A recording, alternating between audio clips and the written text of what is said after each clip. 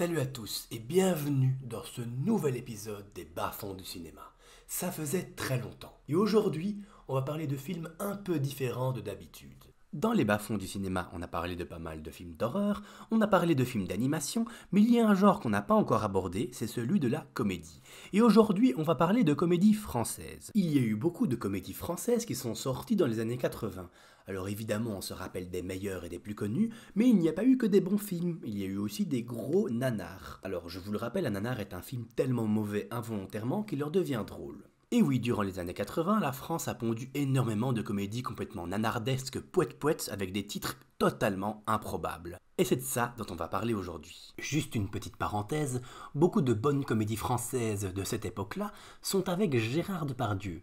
Et maintenant qu'on sait l'homme qu'il est aujourd'hui, c'est sûr que je ne vois plus ces films de la même façon. Nous allons donc parler de Mon curé chez les nudistes, une comédie française sortie en 1982 qui raconte l'histoire d'un brave curé de campagne qui va devoir faire une messe dans un camp de nudistes. Oui, ça promet d'être du lourd. Le film commence quand un curé arrive dans une messe où, tout le monde rigole. Ah, ça me rappelle l'enterrement de papy. Attends, quoi? Et c'est normal que les gens rigolent parce que cette messe est un petit peu spéciale, disons.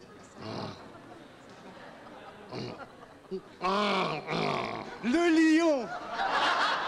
Et un autre.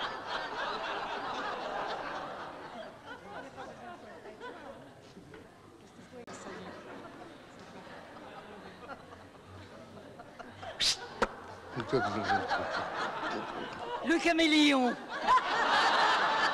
Et un autre. Ok, ça a le mérite d'être une messe originale. Et si des parents n'ont pas les moyens d'emmener leur enfant au zoo, ça peut être une bonne alternative. Le curé est interprété par Paul Prébois. C'est un second couteau de comédie française qui a notamment joué aux côtés de Louis de Funès. Et c'était également un très bon ami de Patrick Sébastien. Voilà, faites ce que vous voulez de cette information. Bref, continuons le film, et vous allez pouvoir observer la magnifique image que le film donne des femmes. Je dis, par exemple, seules les femmes fidèles auront le droit de nettoyer le parterre.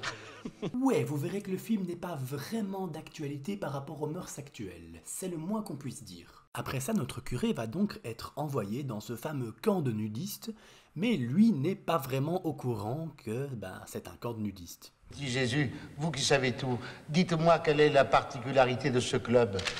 Oh, mademoiselle Berthe, la robe de l'enfant Jésus est tombée.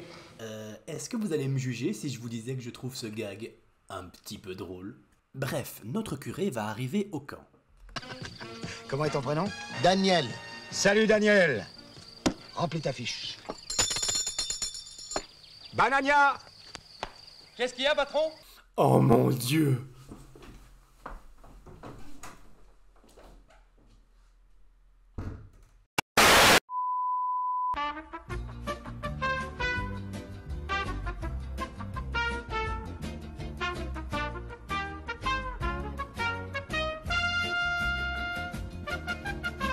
A few moments later.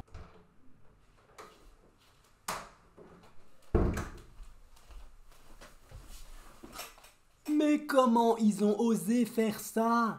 Ils ont appelé leur personnage noir Banania. Mais est-ce qu'il y a moyen de faire un truc plus raciste que ça? Toi, t'es pas déguisé? Mais si. En quoi? Ouais, il a bien dit ce que vous pensez.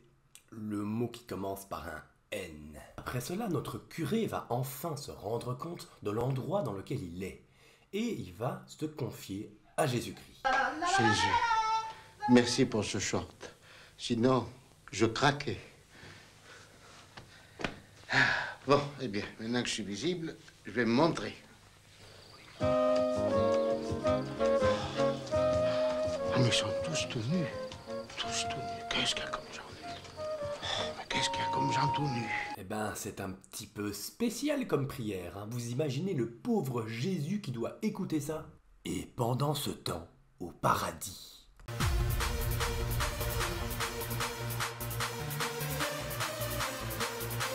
Ah, j'ai un appel.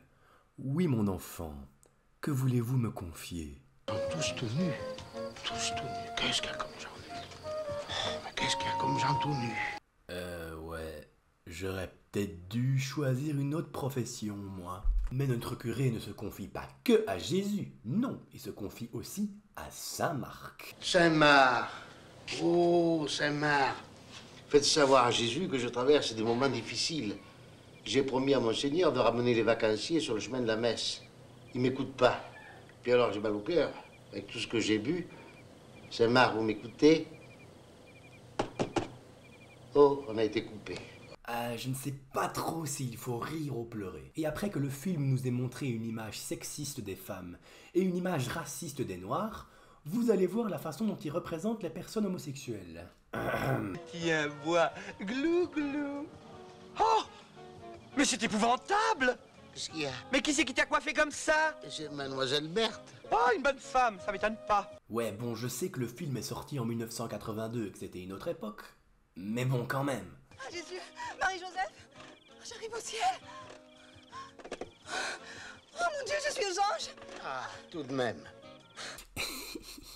Bon, je dois admettre que j'ai aussi trouvé ça un peu rigolo. Ensuite, on va carrément avoir une scène de prise d'otage. Moi, je suis le curé. Si vous me tuez, vous allez en enfer. Donc, si je comprends bien, si je tue quelqu'un et que cette personne n'est pas un curé, je n'irai pas en enfer. Je pense que je vais quand même finalement tuer ma belle-mère. Bon, je ne vais pas vous détailler tout le film, je pense qu'on a fait le tour. Donc, il se termine avec le curé qui parvient à faire sa messe dans le camp de nudistes. Alors, qu'est-ce qu'on peut retenir de Mon curé chez les nudistes? C'est une extrêmement mauvaise comédie, mais ce qui en fait un nanar, un film tellement nul qu'il en devient drôle, c'est que le film est tellement débile, tellement stupide dans son humour, qu'il en devient presque fascinant. Et donc on reste scotché à notre écran pour voir quelle autre connerie le film va nous proposer. Ce qui fonctionne aussi, c'est l'acteur principal, Paul Prébois. Malgré la débilité absolue du film, on se prend d'affection pour ce personnage un peu naïf et par l'acteur qui y met tout son cœur. On sent qu'il essaye de survivre au film et il a un côté très attachant. C'est un peu la seule, entre guillemets, qualité du film. Sachez que le film a eu une espèce de suite, sortie 1 an plus tard. Et on va rapidement en parler maintenant, parce que oui, on ne va pas parler que d'un film dans cette vidéo. Ce film s'appelle Mon curé chez les Thaïlandaises, et c'est un peu comme le film précédent, mais en encore plus débile, qui se passe en Thaïlande, et où les acteurs sont tous speedés, t'as l'impression qu'ils ont tous pris de la cocaïne. Et ce n'est pas moi qui le dis, c'est le film. Ah, voilà, bah, ça va moins chauffer, voilà. Moins chauffer. Cocaïne. Un cocktail? Coco. Coco. Ah, du coco. Ah, bah oui, volontiers, coco. Ah, voilà, le coco. Ah, bah, il mousse le coco ici. Oh, il est fort. Oh, il est fort, le coco ici. Ouais, vous voyez le niveau du truc. Le curé n'est plus joué par Paul Prébois, mais par Maurice Rich. C'est aussi un second couteau de comédie française, il a aussi joué avec Louis de Funès, mais il n'a pas été que dans des comédies. On a pu aussi le voir dans des films plus sérieux, comme par exemple Le Dernier Métro de François Truffaut. Alors déjà, ce qui est assez fou avec Mon curé chez les Thaïlandaises, c'est que le film est censé se dérouler en Thaïlande, or il a été complètement tourné en France, et ça se voit. Les images que vous observez en ce moment ont été tournées au château de Blandy-les-Tours, à 70 km de Paris. Ouais, c'est clair que ça fait pas très thaïlandais, hein. Et sinon, la plupart des séquences ont été tournées dans le 13e arrondissement de Paris, tout simplement. Pourtant, le fait que le film n'ait pas été tourné en Thaïlande n'est pas un défaut en soi. Il y a des films qui ont été tournés autre part que l'endroit dans lequel ils sont censés se dérouler, et ça ne se voit absolument pas. Par exemple, ici vous avez les images du film Le Narcisse Noir, réalisé par Michael Powell, et qui est censé se dérouler en Inde. Or, le film a été tourné en Angleterre. Mais ça ne se voit absolument pas. Pourquoi? Parce qu'ils ont fait attention à bien respecter les visuels de l'Inde pour qu'à aucun moment on ne se doute que ça n'a pas été tourné en Inde. Le film a un vrai souci de détail. Le film est respectueux de la culture qu'il représente. D'ailleurs, c'est un excellent film que je vous recommande. Et il est évident que Mon curé chez les Thaïlandaises n'a aucun respect pour la culture qu'il montre. Le comble du mauvais goût, la plupart des Asiatiques qu'on voit dans le film sont en fait joués par des Occidentaux dont on a jauni la peau et qui plissent les yeux. Ouais, c'est... Je sais pas quoi dire là. Et dans les rares cas où les Asiatiques sont bien joués par des Asiatiques, écoutez l'accent qu'ils leur donnent. Votre papa, général, fait partie de la résistance. Et depuis plus de nouvelles, disparu. Mais sérieux, c'est quoi cette voix? On dirait que la meuf est handicapée parce qu'elle s'est pris un genre de autobus dans la gueule. A noter qu'on peut quand même trouver le comédien Daniel Prévost dans ce film, qui est quand même un acteur connu, et le retrouver là est assez étonnant. L'acteur savait, je pense, très bien dans quelle merde il était, et je pense qu'il a choisi d'en rigoler, c'est pour ça qu'il est complètement en roue libre pendant tout le film. Je suis le maître du monde. Comme autre détail, on peut noter que le film a osé réutiliser les musiques du mythique Laurence d'Arabie pour certaines scènes. Écoutez ça.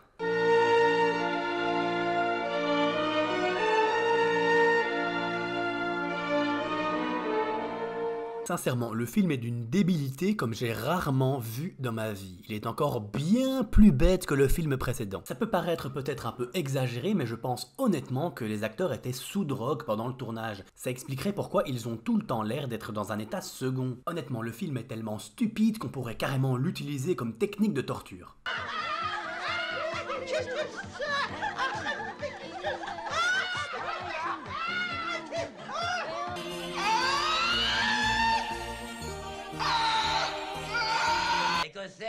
Et que c'est drôle. Alors maintenant, voilà la chanson.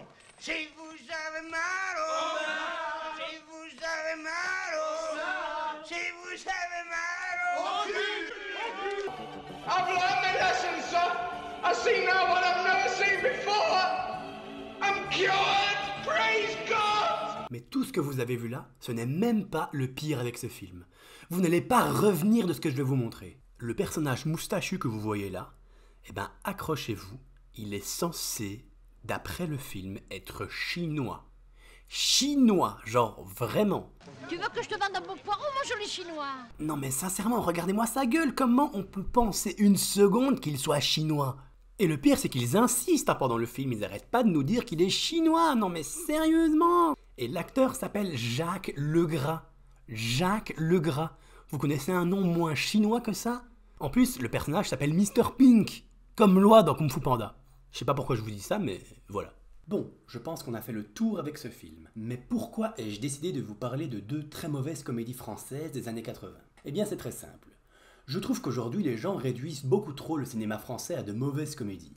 Ils disent que ces temps-ci, il n'y a que ce genre de films qui sortent. Or, c'est complètement faux. Le cinéma français a toujours produit de très mauvaises comédies, il n'y a rien qui a changé ces dernières années. Mais à côté de ça, le cinéma français a produit aussi plein de très bons films. Par exemple, en 1983, l'année de sortie de Mon curé chez les Thaïlandaises, on peut citer le très bon Pauline à la plage de Éric Rohmer, ou bien sûr le sublime Ciao Pantin avec Coluche, pour ne citer que cela. Et en 2023 aussi, il y a eu plein de très bons films français. Le règne animal, L'amour et les forêts, Anatomie d'une chute, Le procès Goldman, Je verrai toujours vos visages, et même des films un peu plus simples comme la très belle comédie Les petites victoires avec Michel Blanc, qui était super touchante. Bref, tout ça pour dire qu'il faut arrêter de réduire le cinéma français actuel à de mauvaises comédies, car c'est tout simplement faux et injuste. Même si on va rester en France, parce que vous avez vu le titre de la vidéo, ça s'appelle Spécial Nanar français, on va changer de registre. On va parler du dernier film de cette vidéo. En effet, j'ai décidé de parler de plusieurs films dans cette vidéo parce que ça va être le dernier épisode des bas-fonds du cinéma, je pense.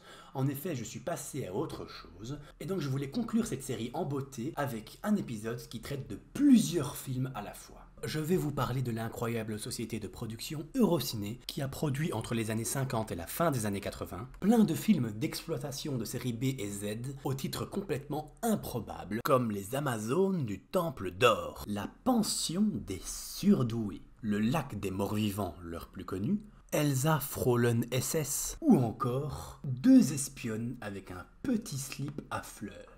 Et comme vous pouvez le voir, ils se sont aventurés dans tous les genres cinématographiques. En fait, ils se basaient vraiment sur les titres qu'ils inventaient. D'abord, ils pensaient à un titre complètement fou, et puis ils créaient un film autour de ça. Ce qui est drôle avec Eurociné, c'est qu'ils n'avaient absolument aucun argent, et pourtant ils croyaient vraiment en ce qu'ils faisaient, et ils essayaient de faire des films hyper ambitieux, ce qui donne des résultats assez rigolo. Le film dont je vais vous parler s'appelle Terreur cannibale, un film donc de cannibale censé se dérouler en Amazonie, mais qui n'a pas non plus été tourné là-bas, puisque les scènes ont été filmées en Espagne. On va commencer le film et, premièrement, écouter le générique d'introduction.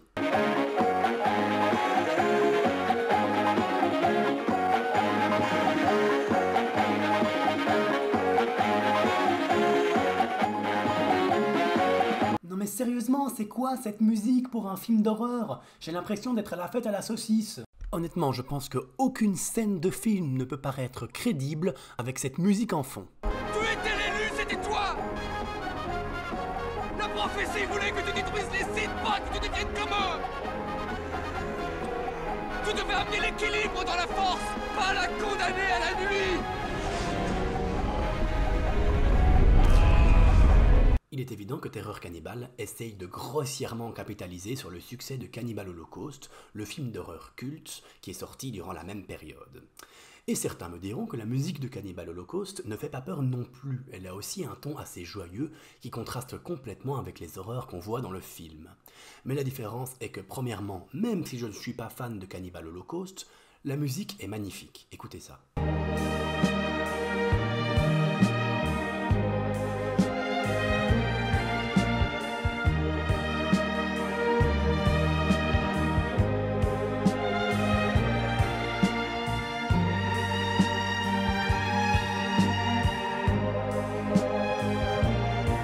Quand même autre chose que l'ignoble fanfare de Terreur Cannibale. Aussi, la musique de Cannibal Holocaust, même si elle est joyeuse au premier abord, est subtile parce qu'il y a quelque chose de malsain qui en ressort quand même. Elle met un peu mal à l'aise aussi, je trouve. C'est un peu comme si c'était la musique qu'on entendrait dans l'ascenseur qui nous emmène en enfer. Démarrons donc vraiment le film. Alors déjà, on voit que les comédiens ne savent pas vraiment ce qu'ils foutent là et qui sont complètement livrés à eux-mêmes. Et admirez l'incroyable jeu des comédiens. Oh, écoute... Merde alors quoi.